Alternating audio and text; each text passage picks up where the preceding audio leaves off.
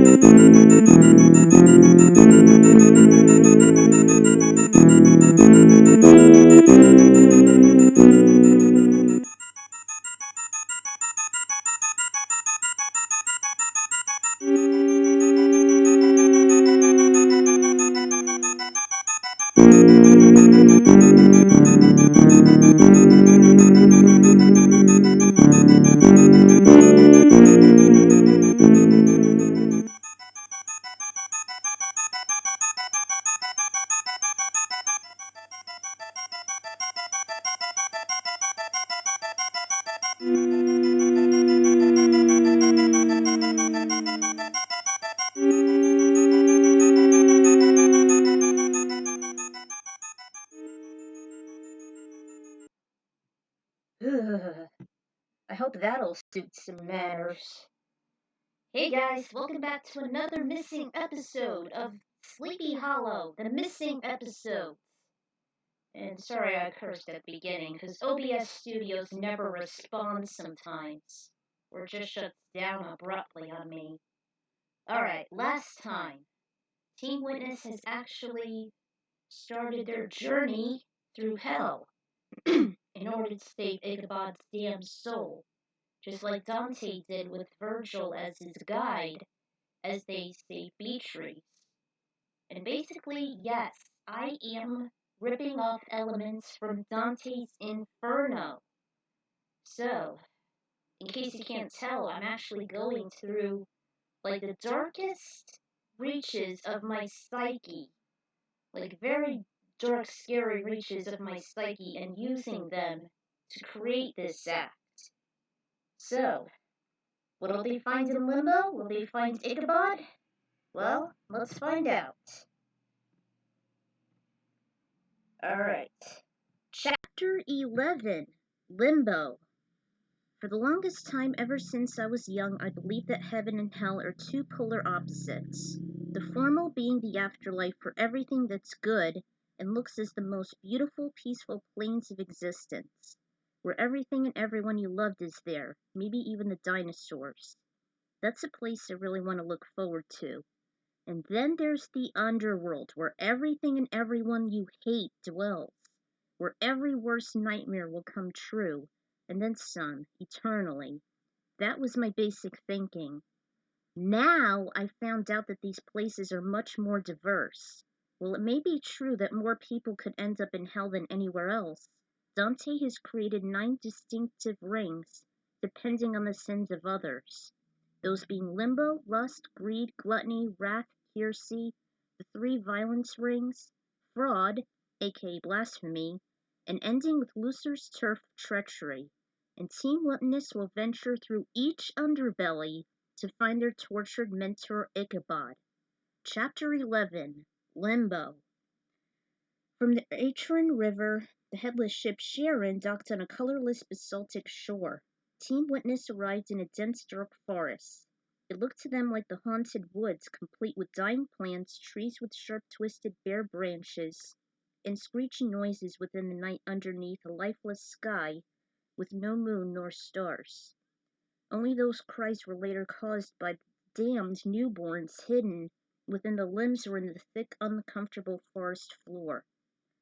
Ugh. He got a chill from the coarse air and the horrifying environment. Jenny quoted from Virgil, "Here suffered those who did not sin, yet did not have the required portal of our faith. Their punishment is the denial of paradise. In other words, this is limbo, the outer circle of hell, where people who weren't unbaptized rest. It's here where the damned receive the least punishment. The group realized they had entered the inferno proper. It's just a distorted form of heaven, like the asphodel meadows made by the Greek poets, particularly Homer. Most of the inhabitants looked deformed. Gavin could have sworn they looked like the Heartless from Kingdom Hearts. Everyone looked at him in an agitated manner. Hey, the Heartless were also abominations born out of sinful people. Those that had impure hearts, like those that have dark souls. They prey on people's pure hearts, and these were the unlucky ones that never had their souls cleansed. Plus, they pretty much look like the Shadow Heartless, born as disfigured wicked beings, kind of like zombies. While the majority pretty much looked the same, there were a few that the team recognized. And you are going to find a shitload of references here in each ring. It was like my own version of Dante's Inferno, but more modernized. First was Eva Archer, half-breed of Asian American who never saw the light of day back in December 1999. In fact, her eyes were so squinted that it was hard to see them. God knows whether or not she was born blind. Gavin remembered Adrian and Rosemary were sent to Limbo from the Devil's Trap, in the demon from within. She dove in as soon as the spell was activated. Adrian was a demon after all. The rest were Tommy, who died as a stillborn back in 1990, which was why his father, Stu, had an obsession for making toys in his basement. Chucky and his mom passed in a severe car accident, leaving their father, Chaz, in grief till he found romance in Paris. And the DeVille baby was aborted, not knowing it was male or female. As soon as Gavin recognized both Rosemary and Adrian, they began to glare at him and attack. He drew out the Demon Slayer and swiped at them, both with all their pent-up hatred for each other. Unlike before, Rosemary's sky-blue nightgown was nothing but dull and raggedy. She made a brief charge out of spite, but she immediately backed off as Adrian took the fray. It was a free-for-all as the rest of the accursed soon followed. They chased them straight through the wood after Gavin realized he can't defeat a demon in their own turf.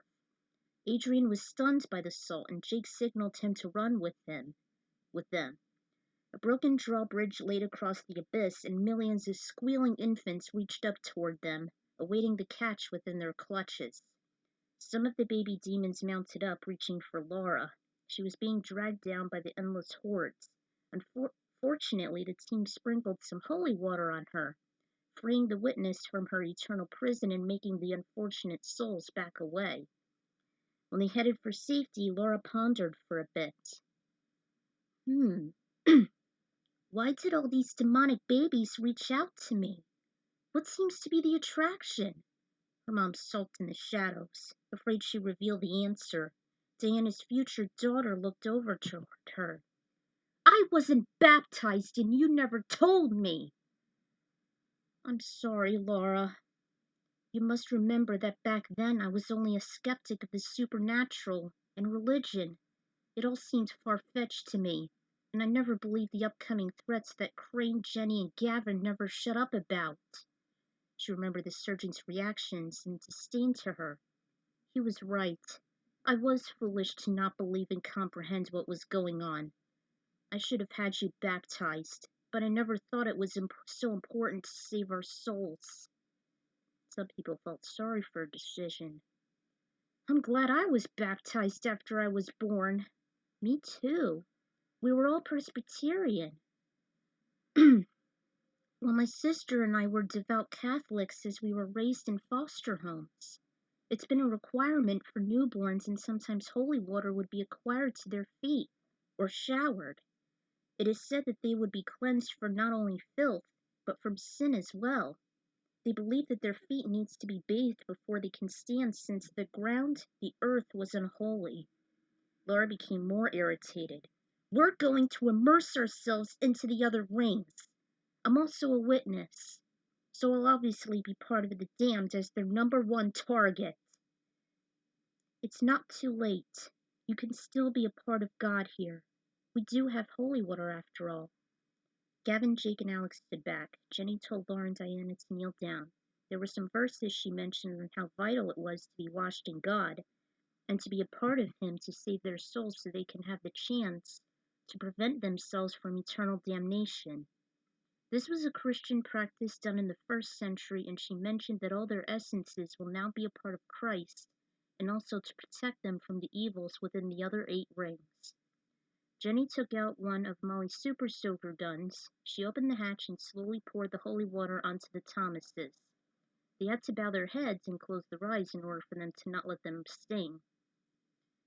You know, perhaps we should apply some of that to ourselves. Yeah, let's do that. They each got their bodies purified, even Jenny's. With toxic air surrounding them is quite a refresher. She motioned for the 2 recipients to rise since the process was complete. Thanks for everything, Jenny. We appreciate this. My pleasure, Diana. I'm glad you're both finally accepting this. Let's go. We have to save Crane and fry some demons. Diana faced her only daughter. I promise, Laura. As soon as we get out of here, the first thing I'm going to do is have Molly baptized. This way it wouldn't contaminate her present nor her future. Thanks, Mom. They embraced each other for a few seconds, then walked on hand in hand. The second portion was at an old worn-down temple known as the Citadel of Limbo, where all the poets and philosophers resided, including Aristotle, Socrates, and Plato. It's said that the wisest men of antiquity reside there, but they were not Christian. 7 gates and a flowing brook surrounded them. As the group went in, they entered a meadow, seeing all the figures. Gavin wondered if anyone has left such a miserable place. Jenny answered that it only happened once over 2 millennia. Jesus, known as the Mighty One, has entered Limbo and freed Homer, Moses, Abraham, David, and Rachel in the year 33. This event was known as the Harrowing of Hell, the first occurrence, and maybe the last, in which a group of people was freed within his loving arms. They ventured on before any of them were driven to despair. In a colossal cavern they heard screams of various men and women. They were only shades. Each one was in a long queue, awaiting the proper punishment. One by one they fell off a rocky precipice and onto a humongous wheel with protruding spikes. Ugh, like those ones in Mortal Kombat 3, in the pits. It spun rapidly and then stopped before the next victim descended and got its vessel splattered on a spike. Apparently that wheel was used as a way to represent each sin to whoever lands on it, and is thus being rocketed away to their corresponding circle. There was a scary, vehement voice belonging to a beast of sorts, commandeering the wheel. For every circle, his tail was spun on a specific number of rotations depending on the victim's contrapasso. Hate! The wheel turned and a soul landed on it, then faded. The process repeated as each shouted, Treachery! Suicide! Through the murky lighting, they saw an elderly, skinny man holding a long curved scepter. There was a pointed crown fused on his head. Jenny identified it as the fallen king Minos, the judge of the damned. Who dares enter my house of torment? It is us, Lord Minos. Team witness! She was leading the pack with Jenny and Gavin close behind, followed by Alex and Jake, then Diana. We are here to retrieve the soul of Captain Ichabod Crane. He paused for a few minutes. Soul-piercing eyes widened. Ah, the traitor and witness. He deserves his punishment within treachery for betraying the trust of his king and country and making the deal with Lucifer. He shall never have any reprieve. He's eternally bound to his lair. With your permission or not, we shall pass through here. There is no place for you, brave mortals. Not yet, until the end is near. We've got to save Ichabod. Let us through. He charged up toward the pedestal with his demon slayer drawn. Gavin! Dare you defy the judge of the damned? He transformed as he reeled his head back. Just then his abdomen shattered as the team witnessed the enormous being that they presumed was half human, half slug.